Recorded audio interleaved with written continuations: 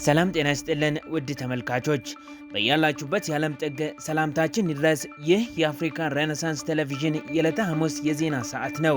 በዛሬው የዜና ሰዓታችን አቶ ጌታቸው ረዳ የሚመሩት ስምረት ፓርቲ አከራካሪ ቦታዎችን በተመለከተ ምርጫ ቦርድ ላይ ያቀረበውን ክስ ማቋረጡን፣ ማርኮ ሩቢዮና ጠቅላይ ሚኒስትር አብይ አህመድ በ3 ወራት ውስጥ ለሁለተኛ ጊዜ ውይይት ማድረጋቸውን፣ በጋሞ ዞን በደረሰው የመሬት መንሸራተት አደጋ የሟቾች ቁጥር ከ100 መሻገሩን፣ የተባበሩት መንግስታት ድርጅት በኢትዮጵያ የሚገኝ አንድ የወርቅ ማዕድን ማውጫ እያስከተለ ያለውን ብክለት መንግስት በአስቸኳይ እንዲቆጣጠር ማሳሰቡን ጨምሮ ወደ ባህር ማዶም ተሻግረን ኢራን 1 ሊትር ነዳጅ በሆርሙዝ ሰርጥ በኩል አያልፍም ስትል መዛቷን፣ እንደዚሁም ወደ ስፖርቱ አምድም ጎራ ብለን በአውሮፓ ቻምፒየንስ ሊግ የጥሎ ማለፍ የመጀመሪያ ዙር ጨዋታ አንድም የእንግሊዝ ክለብ ማሸነፍ አለመቻሉን ከሌሎች የተመራረጡ ስፖርታዊ መረጃዎች ጋር አጠናቅረን በጊዜያቸው ወደ እናንተ እናደርሳለን። እንድትከታተሉን ከወዲሁ የምጋብዛችሁ ቃል ኪዳን ይጥናነኝ። አብራችሁን ቆዩ። ወደ ቀዳሚው ዜናችን ስናልፍ አቶ ጌታቸው ረዳ የሚመሩት ስምረት ፓርቲ አከራካሪ ቦታዎችን በተመለከተ ምርጫ ቦርድ ላይ ያቀረበውን ክስ አቋረጠ። ክሱ መቋረጡን ተከትሎ ምርጫ ቦርድ ይፋ አድርጎት የነበረውና ጠቅላይ ፍርድ ቤት አግዶት የቆየው በአማራና ትግራይ ክልሎች መሃል አወዛጋቢ የሆኑ ቦታዎች ላይ የተላለፈው ውሳኔ ቀጣይ ሂደት ምን ይሆናል የሚለው አነጋጋሪ ሆኗል። ዝርዝሩ በጽዮን ላይኩን የሚቀርብ ይሆናል። የካቲት 19 ቀን 2018 ዓ.ም የኢትዮጵያ ምርጫ ቦርድ በማህበራዊ ትስስር ገጹ ላይ ይፋ ያደረገውና የፌዴሬሽን ምክር ቤት በአማራና በትግራይ ክልሎች መሃል አወዛጋቢ የሆኑ ቦታዎች የ2018 ምርጫ በራሳቸው እንዲመርጡ ያስተላለፈው ውሳኔ የተለያየ ሀሳብ ይዘው በተሰለፉ የፖለቲካ ፓርቲዎችና በተለያዩ አካላት በኩል ውዝግብ የፈጠረ ነበር። የትግራይ ጊዜያዊ አስተዳደር፣ ስምረት ፓርቲ፣ ህወሓት እንዲሁም የተለያዩ የትግራይ ፖለቲካ ፓርቲዎች የተላለፈውን ውሳኔ በመቃወም መግለጫ ሲያወጡና የተቃውሞ ሰልፍ ሲጠሩ፣ የአማራ ክልል ፓርቲ የሆነው አብንና የማንነት ጥያቄው በሚነሳባቸው እንደ ወልቃይት ካሉ አካባቢዎች በኩል ያሉ አካላት ደግሞ ውሳኔውን በመቀበል ድጋፋቸውን ሲገልጹ ቆይተዋል። በአቶ ጌታቸው ረዳ የሚመራው ስምረት ፓርቲ ውሳኔውን ከመቃወም ባሻገር ጉዳዩን ወደ ጠቅላይ ፍርድ ቤት ወስዶት የፌዴሬሽን ምክር ቤት ያሳለፈውን ውሳኔ ይፋ ባደረገው ምርጫ ቦርድ ላይ ክስ አቅርቦ ፍርድ ቤቱ በአወዛጋቢ ቦታዎች ላይ የተላለፈውን ውሳኔ ለጊዜው አግዶት መቆየቱ የሚታወስ ነው። ይሁንና ፍርድ ቤቱ ይህንኑ ጉዳይ ለመጋቢት 2 ቀን 2018 ዓ.ም ብይን እንዲደረግበት በቀጠረበት አልፎም የወልቃይት ጠገዴ አማራ የማንነትና ወሰን አስመላሽ ኮሚቴ እንዲሁም አብንን ጨምሮ ሌሎች አካላት የፌዴራል ከፍተኛ ፍርድ ቤት በአከራካሪ የምርጫ ክልሎች ላይ ምርጫ እንዲያካሄድ ባሳለፈው ጊዜያዊ እግድ ውስጥ ገብቶ ለመከራከር አቤቱታ ባቀረቡበት ሁኔታ ከሳሹ ስምረት ፓርቲ በምርጫ ቦርድ ላይ ያቀረበውን ክስ ማቋረጡን አስታውቋል። ፓርቲው ክሱን ያቋረጠው በምርጫ ቦርድ ይፋ የተደረገውና የፌዴሬሽን ምክር ቤት ነው የተባለው ውሳኔ የምክር ቤቱ አፈ ጉባኤ ከስልጣን ገደባቸው ውጪ የጻፉት ደብዳቤ በመሆኑ ነው ሲል ምክንያቱን አስቀምጧል። ፓርቲው በመሆኑም በሕግ ረገድ መሰረት በሌለው ሰነድ ላይ ተመስርቶ ክርክሩ መቀጠል እንደማይፈልግ ገልጾ ክቡር ፍርድ ቤቱ ይህንን የክስ ማንሻ ማመልከቻ በመቀበል መዝገቡ ተዘግቶ ከጉዳዩ እንዲያሰናብተን በአክብሮት እንጠይቃለን ሲል ለፍርድ ቤቱ ባስገባው የክስ ማመልከቻ ላይ መጠየቁን አስፍሯል። በፓርቲው የክስ ማቋረጥ ዙሪያ ከምርጫ ቦርድም ሆነ ስምረት ፓርቲ የግል ውሳኔያቸው ነው ሲል ከከሰሳቸው የፌዴሬሽን ምክር ቤት አፈ ጉባኤ አቶ አገኘው ተሻገር በኩል የተሰጠ ምላሽ የለም። ስምረት ክሱን ካቋረጠ የምክር ቤቱ ውሳኔ ባለበት ቀጥሎ ምርጫ ቦርድ በአወዛጋቢ ቦታዎች ላይ ምርጫ ያካሂዳል ወይ የሚለው ጥያቄም እስካሁን ምላሽ ያገኘ አይደለም። ይሁንና የስምረት ፓርቲ ተቀዳሚ ምክትል ሊቀመንበር የሆኑት አቶ ነጋ አሰፋ ለቢቢሲ በሰጡት ምላሽ ላይ እንደገለጹት ከሆነ በእነዚህ አወዛጋቢ ቦታዎች ላይ ምርጫ አይካሄድም ያሉ ሲሆን ውሳኔው ፖለቲካዊ ስለሆነ በፖለቲካዊ ንግግርና ድርድር ይፈታል ሲሉ መግለጻቸው ተዘግቧል። በተከታይነት ወደ ያዝንላችሁ ዜና ስናልፍ የአሜሪካው የውጭ ጉዳይ ሚኒስትር ማርኮ ሩቢዮ በ3 ወራት ውስጥ ለሁለተኛ ጊዜ ከጠቅላይ ሚኒስትር አብይ አህመድ ጋር ተወያይተዋል። በሌላ በኩል የምስራቅ አፍሪካ 3 ሀገራት መሪዎች በጅቡቲ ተገናኝተው መክረዋል። ብዙነህ እንዳለ ዝርዝር አለው። የአሜሪካው የውጭ ጉዳይ ሚኒስትር ማርኮ ሩቢዮ ከጠቅላይ ሚኒስትር አብይ አህመድ ጋር መነጋገራቸውን መስሪያ ቤታቸው ባወጣው መግለጫ አመላክቷል። የዩናይትድ ስቴትስ የውጭ ጉዳይ ኃላፊ ከጠቅላይ ሚኒስትር አብይ አህመድ ጋር ባደረጉት ውይይት አገሮቻቸው በቀጠናዊ መረጋጋት ዙሪያ ባላቸው የጋራ አቋምና በጸረ ሽብር እንቅስቃሴ በሚያደርጉት ትብብር ዙሪያ ተነጋግረዋል። በአሜሪካ የውጭ ጉዳይ መስሪያ ቤት ቃል አቀባይ በኩል በወጣው አጭር መግለጫ ላይ እንደተመለከተው ሁለቱ ከፍተኛ ባለስልጣናት በተጨማሪም በምጣኔ ሀብታዊ ትብብር እንዲሁም ለአፍሪካ ቀንድ ዘላቂ ደህንነት መሰረት በመጣል ዙሪያ ውይይት አድርገዋል። መግለጫው በማርክ ሮቢዮ እና በአብይ አህመድ መካከል የተደረገው ውይይት ላይ የተነሱ ጥቅል ጉዳዮችን ከመጥቀስ ባሻገር ዝርዝር ጉዳዮችን ከመግለጽ ተቆጥቧል። ከውጭ ጉዳይ ሚኒስትሩ ጋር የተደረገውን ንግግር በተመለከተ ግን ከጠቅላይ ሚኒስትር አብይ አህመድ ጽህፈት ቤት በኩል እስካሁን በይፋ የተገለጸ ነገር የለም። መጋቢት 2 2018 ዓ.ም በኢትዮጵያና በአሜሪካ ከፍተኛ ባለስልጣናት መካከል ውይይት የተደረገው አሜሪካ ከእስራኤል ጋር በመሆን በኢራን ላይ እያካሄደች ያለው ጦርነት ሁለተኛ ሳምንቱን ሊይዝ ጥቂት ቀናት በቀሩት ጊዜ ላይ ነው። የአሜሪካ የውጭ ጉዳይ ሚኒስትር ከጠቅላይ ሚኒስትር አብይ አህመድ ጋር በተለያዩ ጊዜያት ውይይት እያደረጉ ሲሆን በዚህ ዓመት ውስጥ ለሁለተኛ ጊዜ የተደረገ ውይይት ነው። በዚህ ዓመት ህዳር 24 ቀን 2018 ዓ.ም በተመሳሳይ ሁለቱ ባለስልጣናት ተመሳሳይ ውይይት ማድረጋቸው ተገልጾ የነበረ ሲሆን በውይይቱ ላይ በተመሳሳይ ዩናይትድ ስቴትስ እና ኢትዮጵያ ለቀጠናዊ መረጋጋት ያላቸውን ቁርጠኝነትና ለአፍሪካ ቀንድ ሰላም መሰረት በመጣል ዙሪያ መነጋገራቸው ተዘግቧል። ኢትዮጵያና አሜሪካ የጠበቀ ግንኙነት ያላቸው ሲሆን በተለያዩ መስኮች ላይ በትብብር እንደሚሰሩም ሲያሳውቁ ቆይተዋል። በአፍሪካ ቀንድ በተለይም በሶማሊያ የሚንቀሳቀሰውን አልሸባብ ታጣቂ ቡድንን ለመቆጣጠር በጋራ እንደሚሰሩም ይታወቃል። በቅርቡም የአሜሪካው ምክትል የውጭ ጉዳይ ሚኒስትርና ከፍተኛ ወታደራዊ ባለስልጣናት በኢትዮጵያ ጉብኝት አድርገው ከጠቅላይ ሚኒስትሩ ጋር መገናኘታቸው ይታወሳል። በሌላ በኩል የምስራቅ አፍሪካ 3 ሀገራት መሪዎች በጅቡቲ ተገናኝተው መክረዋል። የኢትዮጵያው ጠቅላይ ሚኒስትር አብይ አህመድ የጅቡቲው ፕሬዝዳንት ኢስማኤል ኦመር ጊሌና የሶማሊያው ፕሬዝዳንት ሐሰን ሼህ መሐመድ በጅቡቲ በተካሄደው የኢፍጣር ግብዣ ወቅት የሶስትዮሽ ውይይትን አካሂደዋል። መሪዎቹ በቀጠናዊ ሰላም፣ ደህንነት፣ በኢኮኖሚያዊ ትስስርና በጋራ ጥቅሞች ዙሪያ መክረው ቀጠናዊ ተግዳሮቶችንም በትብብር ለመፍታት አስፈላጊነቱን አንስተዋል። በተጨማሪም በመካከለኛው ምስራቅ እየተካሄደ ያለውን ግጭት በቀጠናው ላይ ሊያመጣው የሚችለውን የኢኮኖሚ ተጽዕኖ በተመለከተም ተወያይተዋል። ባለስልጣናቱ እንደገለጹት ይህ ውይይት በኢትዮጵያ በጅቡቲና በሶማሊያ መካከል ያለውን ቀጠናዊ ትብብር ለማጠናከርም ያለመ ነው። ውድ ተመልካቾቻችን ዜናዎቻችን አሁንም ወደ እናንተ መድረሳቸውን እንደቀጠሉ ነው። በጋሞ ዞን በደረሰው የመሬት መንሸራተት አደጋ የሟቾች ቁጥር ከ100 መሻገሩ ተገልጿል። የክልሉ መንግስት በበኩሉ በአደጋው የተጎዱ ወገኖችን ለመደገፍና አስቸኳይ ምላሽ ለመስጠት እየሰራ መሆኑን ገልጿል። ዮናስ ግርማ ጉዳዩን በዝርዝር ተመልክቶታል። በደቡብ ኢትዮጵያ ክልል ጋሞ ዞን ውስጥ በጣለው ከባድ ዝናብ ምክንያት በተከሰተ የመሬት መንሸራተትና የጎርፍ አደጋ የሰው ሕይወት መጥፋቱና ከባድ ጉዳት መድረሱ ይታወሳል። እንደ ቅርብ ጊዜ መረጃዎች ከሆነ በዞኑ የሚገኙ 3 ወረዳዎች ማለትም ቦንኬ፣ ካምባ ዙሪያና ጋቾ ባባ ወረዳዎች በደረሰው በዚህ አደጋ የሟቾች ቁጥር እየጨመረ መሆኑ ተሰምቷል። ከአካባቢው እንደተገኙ መረጃዎች በአሁኑ ሰዓት የኢትዮጵያ ቀይ መስቀል ማህበርና የአካባቢው ባለስልጣናት የፍለጋና የማዳን ስራቸውን አጠናክረው ቀጥለዋል።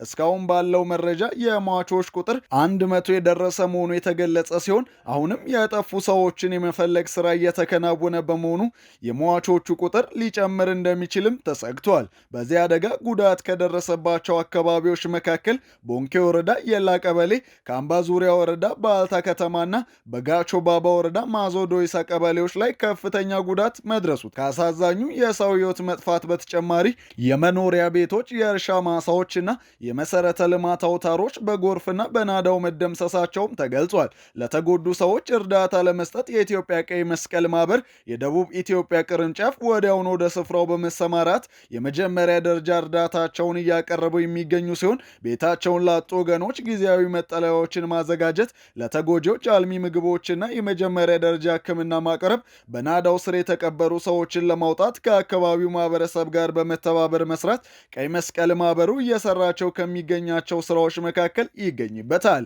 በአደጋው ዙሪያ የተሰማውን ሐዘን የገለጸው የደቡብ ኢትዮጵያ ክልል ርዕሰ መስተዳድር አቶ ጥላሁን ከበደ በአደጋው ለተጎዱ ወገኖች ለሰብአዊ ስራዎች ቅድሚያ በመስጠት አስክሬን የማፈላለግና ድጋፍ የማድረስ ተግባራት ተጠናክረው ሊቀጥሉ ይገባል በማለት ተናግረዋል። የክልሉ አደጋ ስጋት አመራር ምክር ቤት ባደረገው አስቸኳይ ውይይት አደጋው የደረሰባቸውን ዜጎች በፍጥነት ወደ ቀድሞ ማህበራዊ ህይወታቸው ለመመለስ የሚያስችሉ አብይ ንዑስ ኮሚቴዎች ተዋቅረው ወደ ስራ እንዲገቡ አቅጣጫ መቀመጡንም ክልሉ ገልጿል። የክልሉ መንግስትና የዞኑ አስተዳደር ህዝቡ ተጨማሪ ዝናብ ሊኖር ስለሚችል ጥንቃቄ እንዲያደርግና ተዳፋት ካለባቸው አካባቢዎች እንዲርቅም አሳስበዋል።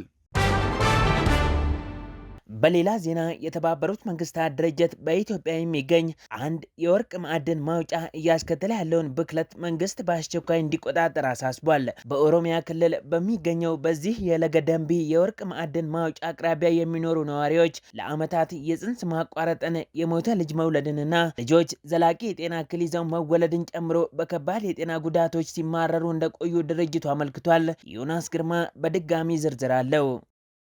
የተባበሩት መንግስታት ድርጅት በኢትዮጵያ የሚገኘው በለገደንቢ የማዕድን ማውጫ ማዕከል በአካባቢው ነዋሪዎች ላይ ብክለት እያስከተለ መሆኑን ጥናቶች ካረጋገጡ በኋላ መንግስት ጉዳዩን እንዲከታተል አሳስበዋል። ይህ ማሳሰቢያ የወጣው ኮንቶማ ዲያሪው አሊያንስ የተሰኘው የኢትዮጵያ ሲቪክ ማህበር በለገደንቢ የማዕድን ማውጫ አካባቢ በህፃናት ጤና ላይ የሚደርሰውን ዘግናኝ ጉዳት ይፋ ካደረገ በኋላ መሆኑን ሂውማን ራይትስ ዎች ያወጣው ዘገባ ያመላክታል።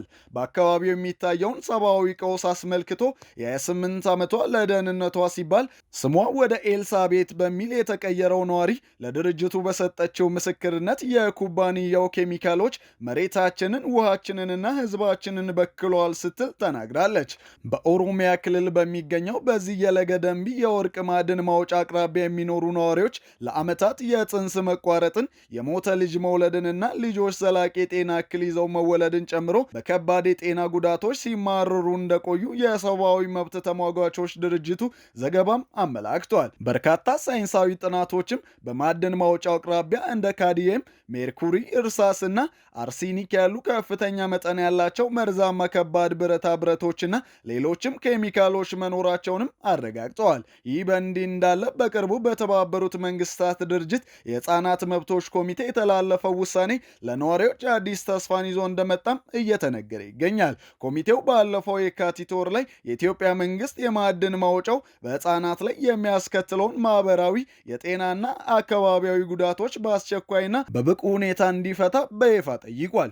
በተጨማሪም መንግስት ለተጎጂዎች ካሳ እንዲከፍል፣ የተጎዱ ህፃናትን መልሶ እንዲያቋቁምና ለማዕድን ኩባንያው ግልጽነትና ተጠያቂነት ያለው ነፃ አሰራር እንዲዘረጋም አሳስቧል። የማዕድን ማውጫውን ታሪክ ወደ ኋላ መለስ ተብሎ ሲታይ በ2018 በተካሄዱ መጠነ ሰፊ ተቃውሞዎች ምክንያት መንግስት የአካባቢ ጥበቃ ስጋቶች ምላሽ ካገኙ በኋላ ብቻ እንደሚከፈት ቃል በመግባት ዘግቶት እንደነበረም ይታወሳል። ይሁንና መንግስት ማዕድን ማውጫውን ከሚያስተዳድረው ሜድሮክ ኢንቨስትመንት ግሩፕ ጋር በይፋ ያልተደረገ የመግባቢያ ስምምነት በመፈራረም በ2021 ዳግም ስራ እንዲጀምር ማድረጉ የተነገረ ሲሆን ሜድሮክ በ2023 ለሂውማን ራይትስ ሰዎች በላከው ደብዳቤ ለተጎጂዎች ካሳ መክፈሉን፣ የሳይናይድ ቆሻሻ አወጋገዱን ማሻሻሉንና ንጹህ መጠጥ ማቅረቡን በመጥቀስ ተጽዕኖዎቹን ለመፍታት እርምጃ መውሰዱንም ገልጾ ነበር።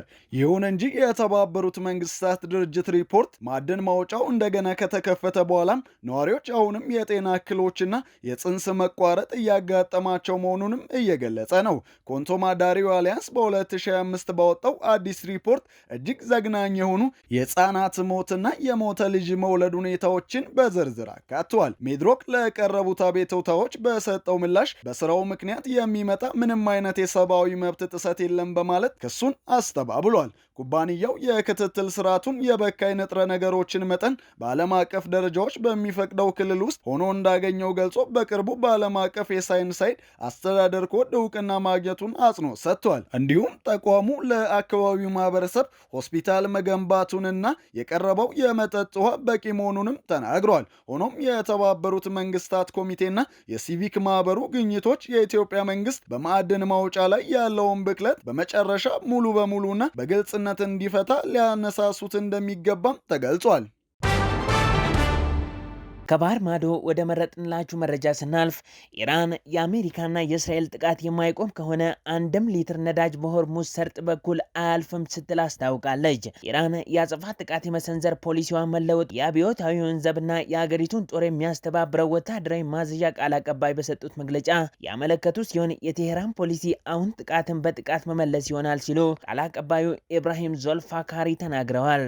ቴሄራን 1 ሊትር ነዳጅ እንኳን የሆርሙዝ ሰርጥን አቋርጦ አሜሪካ፣ እስራኤል እና አጋሮቿ ዘንድ እንዲደርስ አትፈቅድም ሲሉ ዞልፋካሪ አክለው ተናግረዋል። ከእነርሱ ጋር የተያያዘ ማንኛውም መርከብ ወይም ነዳጅ ጫኝ ኢላማ ይሆናል። የአንድ በርሜል ነዳጅ ዋጋ $200 እንደሚሆን ጠብቁ። ምክንያቱም የነዳጅ ዋጋ የሚወሰነው ሰላሙን ባደፈረሳችሁት ቀጠና ደህንነት ላይ ነው ሲሉ ቃል አቀባዩ አክለዋል። ኢራን በሆርሙዝ ሰርጥ በታይላንድ፣ በጃፓን፣ በማርሻል አይላንድ ባንዲራ በሚንቀሳቀሱ 3 የንግድ መርከቦች ላይ ጥቃት መፈጸሟን ያረጋገጠች ሲሆን አገሪቱ የአሜሪካና የእስራኤል ጥቃት የማይቆም ከሆነ 1 ሊትር እንኳን ነዳጅ ከመተላለፊያው እንዳይወጣ እንደምታደርግ መዛቷን ተከትሎም የኢትዮጵያ መንግስትም ይህንን መሰረት ያደረገ የዋጋ ጭማሪ ማድረጉ ታውቋል። ከሰሞኑ የነዳጅ ዋጋ እየጨመረ በቀጠለበት ወቅት የቡድን 7 አባል ሀገራት በጉዳዩ ላይ ውይይት እንደጀመሩ መቀነስ አሳይቶ የነበረ ቢሆንም አሁን ላይ ኢራን በሆርሙዝ ሰርጥ ውስጥ ለውስጥ የባህር ላይ ፈንጂ መቅበር መጀመሯ ሲሰማ ተመልሶ ጨምሯል።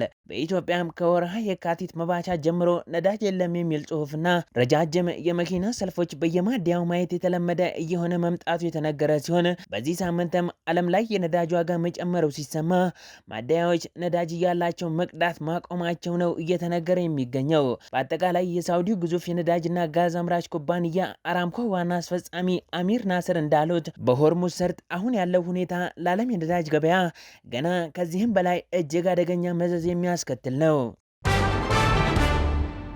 ክቡራን ተመልካቾቻችን በመጨረሻም በአውሮፓ ቻምፒየንስ ሊግ የጥሎ ማለፍ የመጀመሪያ ዙር ጨዋታ አንድም የእንግሊዝ ክለብ ማሸነፍ አለመቻሉን ጨምሮ የተመራረጡ ስፖርታዊ መረጃዎችን ወደ እናንተ የምናደርስበት ሰዓት ላይ ደርሰናል። ስፖርታዊ መረጃዎቹ በባልደረባችን ጌታሁን አበበ ወደ እናንተ ይደርሳሉ። ከመረጃዎቹ ጋር መልካም ቆይታ። ከአፍሪካ ሬኔሳንስ ቴሌቪዥን የሰዓቱን ስፖርታዊ መረጃዎች ይዘን መጥተናል። መረጃዎቻችንን ከሀገር እንጀምራለን። የኢትዮጵያ ፕሪሚየር ሊግ የ24ኛ ሳምንት ጨዋታዎች ነገ ሲጀመሩ ቅዱስ ጊዮርጊስ ከባህር ዳር ከተማ የሚያደርጉት ጨዋታ ተጠባቂ ሆኗል። 24ኛ ሳምንቱ ላይ የደረሰው የሲቢኢ የኢትዮጵያ ፕሪሚየር ሊግ ለብሔራዊ ቡድን ጨዋታ እረፍት ከመውጣቱ በፊት የመጨረሻ ሳምንቱን በሐዋሳና አዳማ ሳይንስና ቴክኖሎጂ ስታዲየም ነገ ይጀምራል። ነገ 9 ሰዓት ላይ ጨዋታዎቹ ሲጀመሩ በሐዋሳ ዩኒቨርሲቲ ስታዲየም በጥሩ ወቅታዊ አቋም ላይ የሚገኙት ሀዲያ ሆሳዕና ከሸገር ከተማ ሲገናኙ በተመሳሳይ ሰዓት ላለፉት 5 ጨዋታዎች ድል ያልቀናው ፋሲል ከነማ መቻልን ይገጥማል። የዕለቱ ተጠባቂ ጨዋታዎች ምሽት 12 ሰዓት ላይ ሲጀመሩ የሊጉ አንጋፋው ክለብ ቅዱስ ጊዮርጊስ በገባበት የፋይናንስ ቀውስ ሳቢያ በሜዳ ላይም እየተፈተነ በወራጅ ቀጠና ውስጥ የሚገኝ ሲሆን በነገው ዕለት ባህር ዳር ከተማን የሚገጥም ይሆናል። ጨዋታው ለፈረሰኞቹ ከገቡበት የወራጅ ቀጠና ለመውጣት ወሳኝ ሲሆን የጣና ሞገዶቹም ቀላል ተጋጣሚ ይሆናሉ ተብሎ አይጠበቅም። በተመሳሳይ ሰዓት የሊጉ መሪ ሲዳማ ቡና ባለፈው ሳምንት በወላይታ ድቻ ከደረሰበት አስደንጋጭ ሽንፈት ለማገገም ሽረ ምድረ ገነትን የሚገጥም ይሆናል። በሌላ በኩል በትናንትናው ዕለት የኢትዮጵያ ብሔራዊ ቡድን ዋና አሰልጣኝ ዮሐንስ ሳህሌ ለብሔራዊ ቡድን ለተመረጡ ተጫዋቾች ጥሪ ያደረጉ ሲሆን ከ12 የተለያዩ ክለቦች ለ23 ተጫዋቾች ጥሪ አድርገዋል። የሊጉ መሪ ሲዳማ ቡና፣ አዳማ ከተማ፣ ድሬዳዋ ከተማና መቻል 3 ተጫዋቾችን በማስመረጥ ቀዳሚ ሲሆኑ በታሪክ ከረጅም ጊዜ በኋላ ቅዱስ ጊዮርጊስ አንድም ተጫዋች ሳያስመርጥ ቀርቷል። መጋቢት 18ና 22 ከሳኦቶሚና ፕሪንሲፔ ጋር የአፍሪካ ዋንጫ የቅድመ ማጣሪያ ጨዋታ ያለበት ዋሊያው ዝግጅቱን በቀጣይ ሳምንት እንደሚጀምር ይጠበቃል። የ25-26 የውድድር ዓመት የአውሮፓ ሻምፒዮንስ ሊግ የጥሎ ማለፍ የመጀመሪያ ዙር ጨዋታዎች ተጠናቀዋል። 16 ክለቦች በሚሳተፉበት በዚህ የጥሎ ማለፍ ዙር እንግሊዝ በ6 ክለቦች ብትወከልም በጥሎ ማለፍ የመጀመሪያ ዙር ጨዋታ ከ6ቱ አንዳቸውም ድል አላስመዘገቡም። ጥሎ ማለፉን በመቀላቀል የእንግሊዝ ክለቦች በብዛት በቀዳሚነት ቢቀመጡም ወደ ሩብ ፍጻሜው የመግባት ዕድላቸው ግን ጠባብ ሆኗል። በጥሎ ማለፉ ከተሳተፉ 16 ክለቦች 6ቱ የእንግሊዝ ክለቦች ቢሆኑም በመጀመሪያው ጥሎ ማለፍ አንዳቸውን ማሸነፍ ያልቻሉ ሲሆን 4ቱ ሲሸነፉ 2ቱ ብቻ አቻ ተለያይተዋል። የተሸነፉት ክለቦች በተለይ ደግሞ መሸነፋቸው ብቻ ሳይሆን ውጤቱን እንዳይቀለብሱት ሆነው በሰፊ የግብ ልዩነት እጅ ለመስጠት ተገደዋል። ቶተንሃም ሆትስፐርስ በአትሌቲኮ ማድሪድ 5-2፣ ማንቸስተር ሲቲ በሪያል ማድሪድ 3-0፣ ቼልሲ በፒኤስጂ 5-2 እና ሊቨርፑል በጋላታሳራይ 1-0 ተሸንፈዋል። አርሰናልና ኒውካስትል ዩናይትድ ብቻ ከተጋጣሚዎቻቸው ጋር አቻ የተለያዩ ክለቦች ሆነዋል። ማንቸስተር ሲቲ፣ ቼልሲ እና ቶተንሃም ሆትስፐርስ በመልሱ ጨዋታ ምንም እንኳን በሜዳቸውና በደጋፊያቸው ፊት ቢጫወቱም ውጤቱን ለመቀልበስ የተለየ ተአምር ያስፈልጋቸዋል። በጋላታሳራይ 1-0 የተሸነፈው የመርሲሳይዱ ክለብ ሊቨርፑልም ቢሆን በኢስታንቡል ካሳየው ብቃት አንጻር የማለፍ ዕድሉ አጣብቂኝ ውስጥ ገብቷል። ከባርሴሎና በሜዳው አቻ የተለያየው ኒውካስትል ዩናይትድ በበኩሉ ወደ ስፔን አምርቶ የማሸነፍ ዕድሉ በዚሁ ልክ አስቸጋሪ እንደሚሆን ይጠበቃል።